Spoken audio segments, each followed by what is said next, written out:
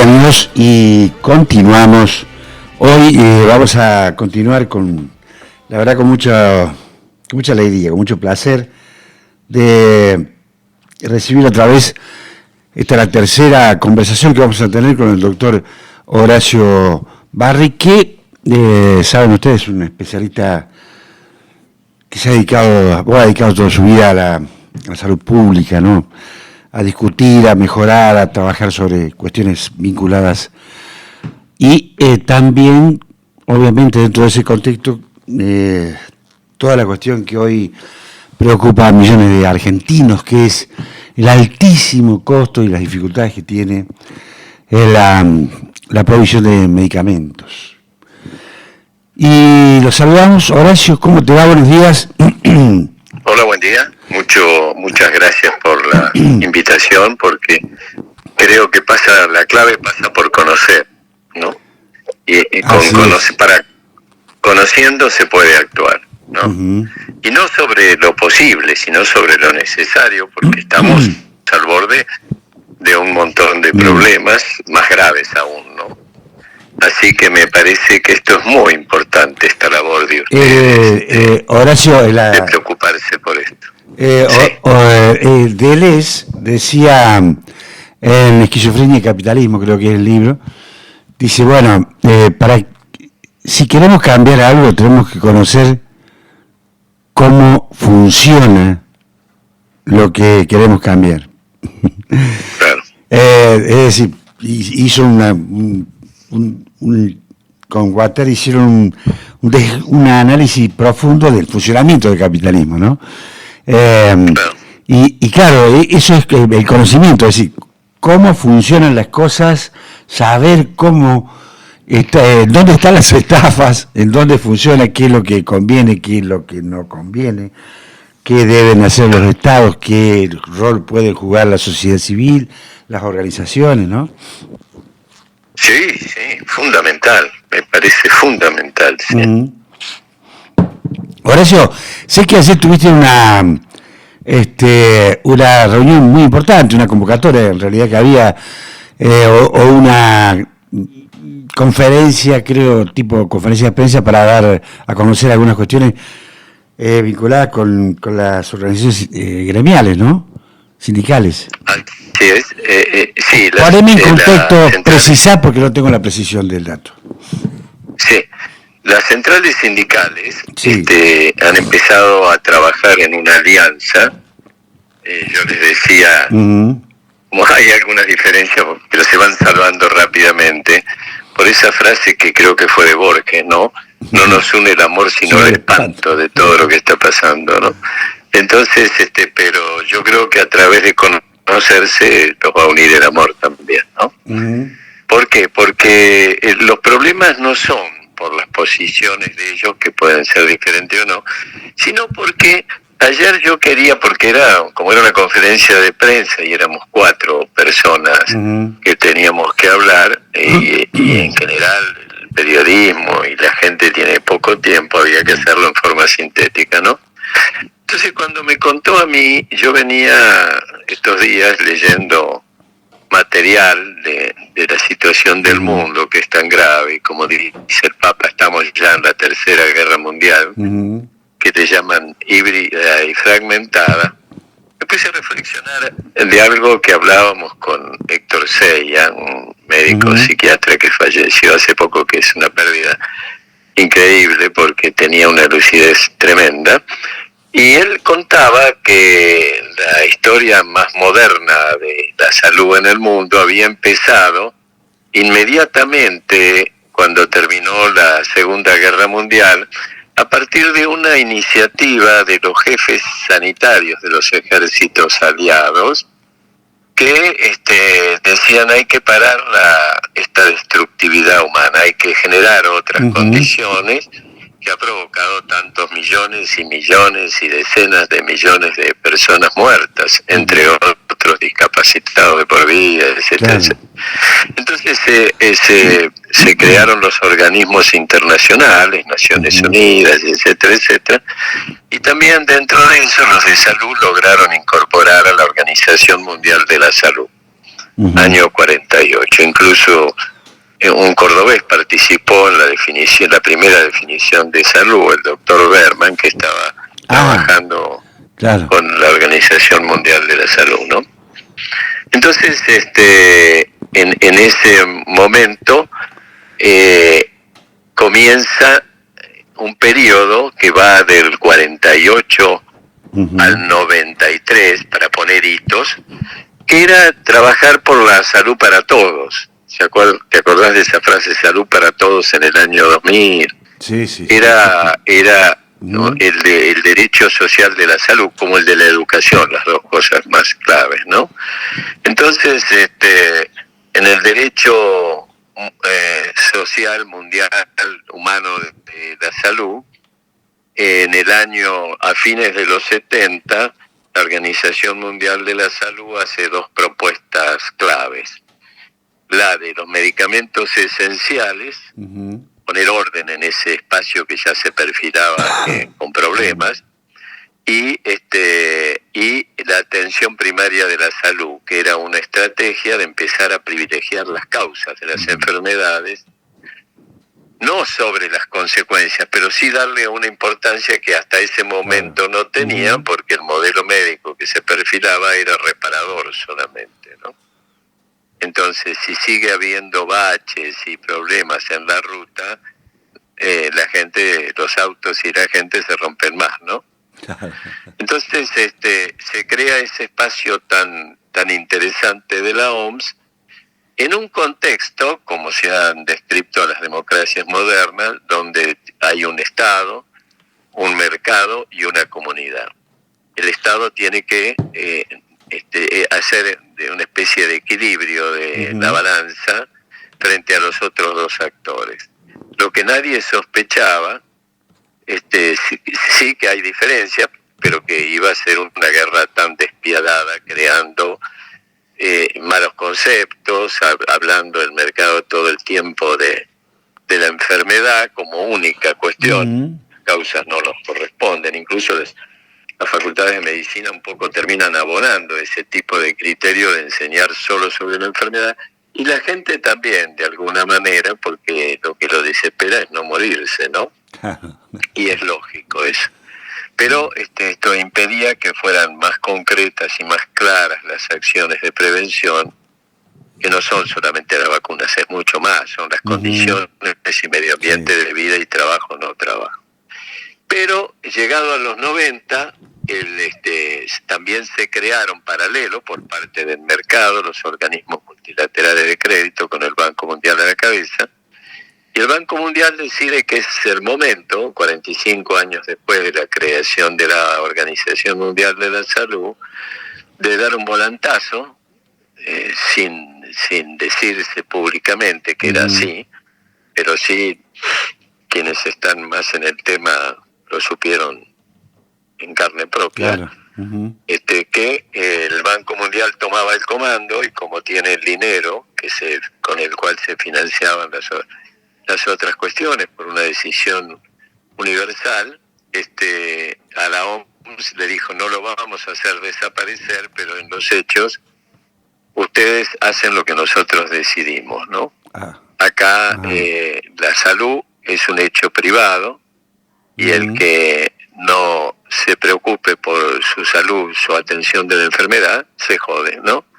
Entonces, ahí es que comienzan, hace 40 años más o menos, a tomar una dimensión inusual, tremenda, lo que se dio en llamar el complejo médico-industrial y el complejo económico-financiero, ¿no? Que son el complejo médico-industrial, los productores de tecnología y medicamentos, aparatología y medicamentos, todo tecnología, y que solo al avance de los conocimientos lo podrían hacer los sectores privados, ¿no? Claro. Hasta terminar en una injerencia actual de los fondos buitre tremenda y una distorsión tremenda. Y ponen en riesgo a todo el sistema, porque en el sistema los trabajadores de la gente en primer lugar, y los trabajadores de la salud en segundo lugar, son los más afectados, ¿no? También las pequeñas y medianas empresas, las pymes también, claro. entran en un problema muy serio, ¿no? Entonces, mira vos, el Papa dice, estamos entrando en la tercera guerra y tenemos un descalabro también en algo tan vital como la salud, ¿no? Claro. Y como la educación, pero a distintos niveles, porque la salud tiene enfrente la posibilidad de vivir o no vivir, ¿no? Entonces el Papa dice, la guerra de Ucrania, la guerra de Gaza, todo eso, son distintas lugares, distintas trincheras de una misma guerra mundial.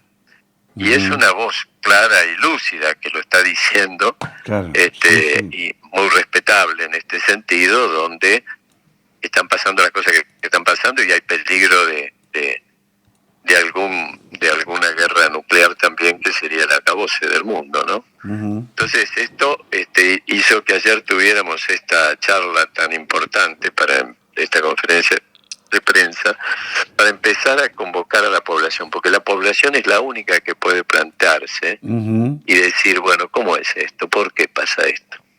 Entonces ahí entramos en lo que habíamos prometido la vez pasada, que era uno de los rubros que tiene un espacio demasiado grande, que no corresponde, que ocupa más o menos un 30% de los gastos, que cada vez se ocupa más, que son los medicamentos, y cada vez se ocupa más porque los fondos buitre y cierto sector de la farmaindustria, no todas, está planteando que hay una importante necesidad con los medicamentos que ellos le llaman de alto costo.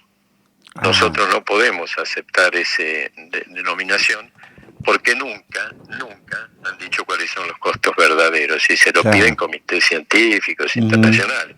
Y la guerra comercial de las vacunas con respecto al COVID llevó a ese científico, creo que lo comentamos acá, a uno de los científicos más importantes del mundo, a decir que esta guerra comercial de las vacunas en manos de los laboratorios y haciendo lo que hicieron, ocultándose información mutua, y se demuestra que hay una pérdida de fiabilidad de la ciencia, ¿no? Esto es tremendo y hay que decirlo, por supuesto, que esa declaración de esa persona no la publicaron los grandes medios, ¿no? Sí, obvio. Entonces, así que, pero es como para pensar, no es que decía no se ponga la vacuna, no habiendo otra alternativa, pero las vacunas que mejoraron y que controlaron bastante la pandemia, generaron algunos problemas de efectos adversos a largo plazo que todavía la gente los tiene, algunas muertes, había que hacerla, pero lo que se ocultó también es que el dinero no lo pusieron los laboratorios sino los estados, y que fue un costo impresionante, y después los beneficiarios fueron estas empresas que se consolidan cada vez más. Los 10 medicamentos de más alto precio del mundo van de $400.000 a $2 millones. Y son, según un experto que manejaba los medicamentos del PAMI en épocas más democráticas, son paliativos, no curativos, ¿no? O sea que mejoran en algunos casos, algunos de esos medicamentos mejoran momentáneamente, pero no te solucionan, pero no curan. Claro. No, es una estafa. Hubo un caso en el IOMA, que es el equivalente a la Alipan, a lo que era Alipan, ¿no? Porque sigue siendo una obra social provincial. Un juez avaló el de $2 millones para ponérselo a una nena en una enfermedad incurable. Y la nena se murió 2 días después que pusieron este medicamento, y los laboratorios hicieron un gran negocio y la obra social tuvo un temblor y lo tiene todavía, como pasó acá con el DASPO, etcétera, etcétera, ¿no? Entonces, es un temazo, ¿no? Sí, perdóname. No, solo digo, en ese negocio de los laboratorios hay una cosa que me llama la atención, que parece que no sé si los médicos tendrán responsabilidad en esto, pero hay enfermedades que llegan a un punto de tratamiento y no se les encuentra el fin, digamos, la curación total, ¿no? Sí. Es llevar las enfermedades a la cronicidad.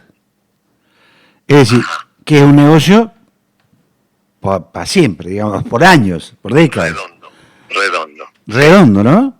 puedo fabricar, son medicamentos caros, y tenés un público, digamos, pacientes cautivos. Tenés, no sé, en Argentina para tal enfermedad tenés 100.000, 200.000, en otra no sé cuánto, y todos son crónicos. Hay muchas enfermedades que ya son crónicas. Sí. ¿No? Yo te voy a agregar una cosa que pasó. Hay enfermedades que a lo mejor la cronicidad la da el desgaste, según las edades, eso es otra cosa.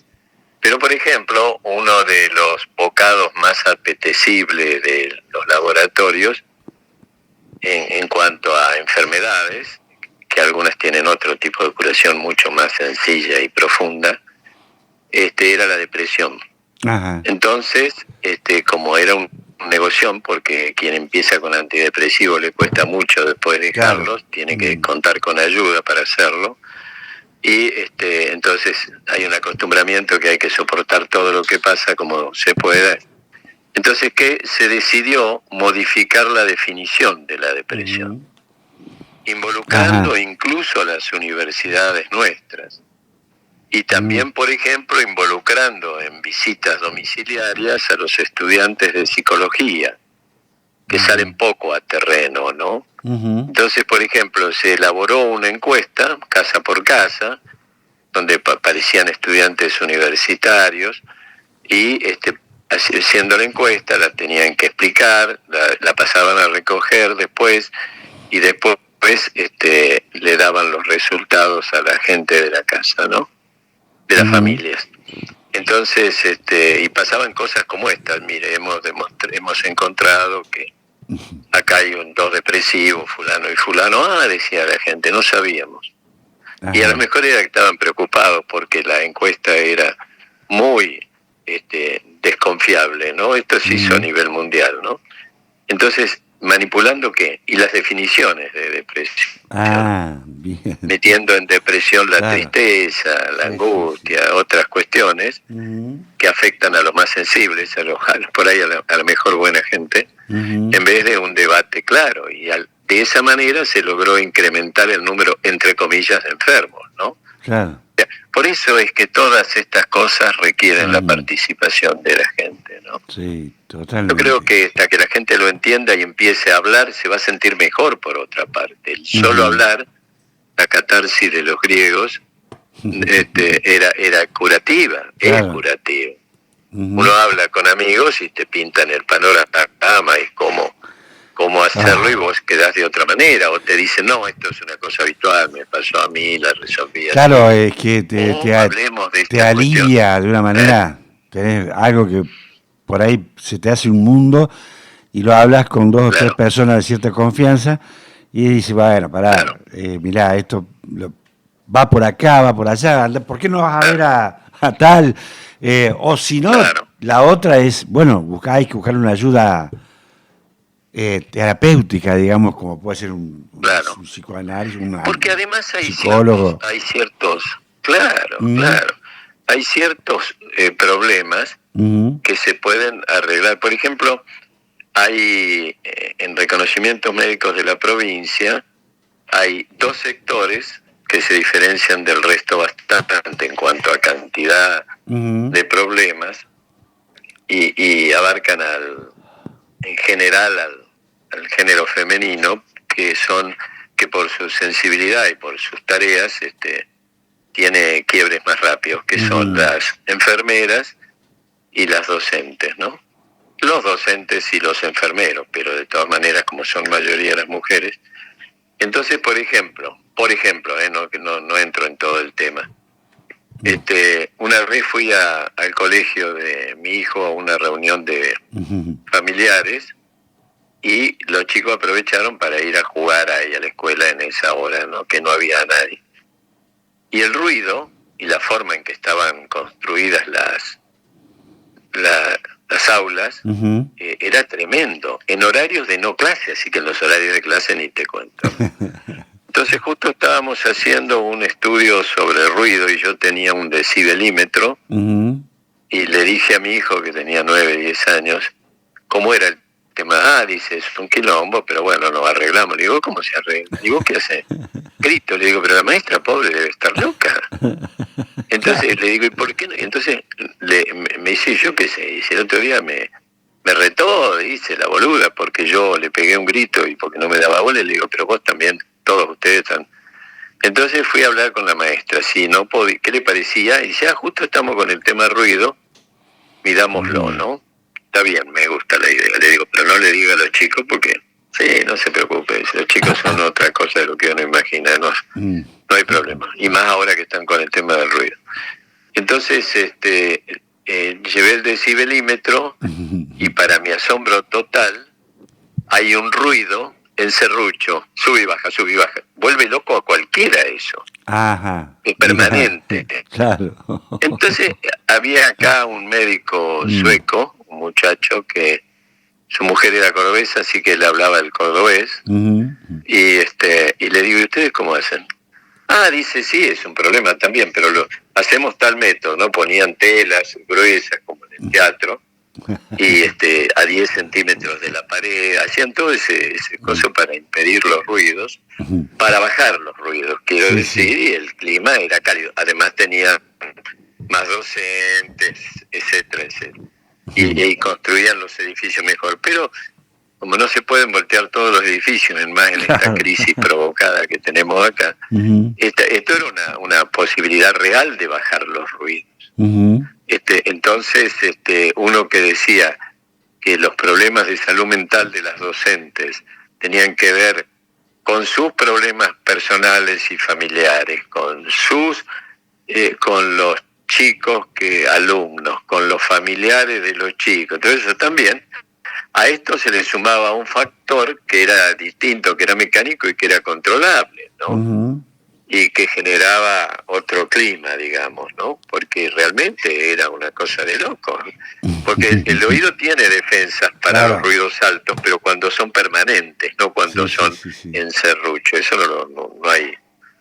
no está previsto en la historia natural, ¿no? Del desarrollo. Entonces, yo digo, hay cosas simples y cosas que son, por ejemplo, esto de la depresión es una perversión haber actuado de esa manera, y demostrar que el mercado puede llegar a los lugares donde se definen los diagnósticos de una manera común, fácil, regalando juguetitos o otras cosas. Entonces, esto es una cosa que demuestra aún más la necesidad de un Estado fuerte, honesto, por supuesto, pero claro, que tengan las cosas precisas, que las haga públicas. Viste que cuando uno levanta la tapa de la olla cambia lo que está en la olla porque llega la naturaleza, el ambiente. Bueno, empezar a hacer estados sin tapa de olla, qué sé yo. Pero tiene que... No hay otra, sí. Perdón, el filósofo inglés Mark Fisher, que escribió un libro bellísimo que se llama Realismo Capitalista, que fue... Realismo Capitalista, ¿cómo se llama él que dijiste? Mark Fisher, Realismo Capitalista, te lo recomiendo, pero es un filósofo... bueno, y después mándamelo con un mensajito. Dale, te lo mando. Fisher fue víctima de la depresión. Él trabajó mucho en la docencia y decía que la resistencia al capitalismo en un punto debía estar en la organización de la salud pública, sostenía, y en ciertos puntos de hacer reconocer los problemas que el capitalismo genera para los estados de depresión, ¿no? Como una responsabilidad que debía abordar el sistema. Bueno, yo te voy a mandar el dato del libro, es de Caja Negra, la editorial acá, son libros accesibles. Fisher fue un activista cultural. Fíjate vos que el caso de Fisher es emblemático porque él cuenta, hablando de lo que vivimos ahora en este país, cuando es un combatiente a la época thatcherista, digamos, ¿no? Militante cultural, sobre todo, un tipo que tenía una gran militancia entre la universidad y los espacios culturales, era su desarrollo de cómo ver el sistema, ¿no? Y cuando él dice, fíjate vos cómo cambian a mí me impresionó mucho eso, que dice, Londres, a ver, vivir en Londres hasta Thatcher era fácil. Porque el Estado después de posguerra se ocupó mucho en que los estudiantes pudiesen estudiar, había mucha plata invertida en eso, había tiempo para el ocio, por eso en esa etapa, ahí, sobre todo Inglaterra, Londres y otras ciudades, fueron generadora de movimientos musicales, cinematográficos y etcétera, literarios, muy importantes e influyentes en el mundo. Cuando llega la frase no hay otra salida, no, algo así, no hay otra oportunidad, la de Thatcher, cambia radicalmente la situación y entra a jugar la especulación inmobiliaria en Londres. Como acá. Y se acaba la posibilidad de vivir en, dice, fíjese, yo pagaba, era un muerto de hambre, pero podía pagar un cuarto y estudiar, ir a la universidad y después tener horas para el ocio, de donde sale también la posibilidad creativa de pensar, y es muy impresionante, dice, se modificó violentamente la realidad de los jóvenes. ¿Y qué empezó a tener en la cultura, en el ámbito cultural? ¿Qué empezó a tener protagonismo? Lo que hasta hoy funciona, la nostalgia, a recrear lo que ya se había hecho. A la miércoles. La nostalgia es un... Qué interesante, no, urgente. Un instrumento... Se consigue. Si no me lo prestás. Sí, si no te lo presto. En el espejo seguro se estarán pensando en los incendios de acá por este tema de que se hacen estas trampas y que para hacer después un ambiente para el desarrollo, entre comillas, inmobiliario, ¿no? El negocio inmobiliario. Sí, cuánta gente que ha pasado que le han destruido todos los incendios provocados, ¿no?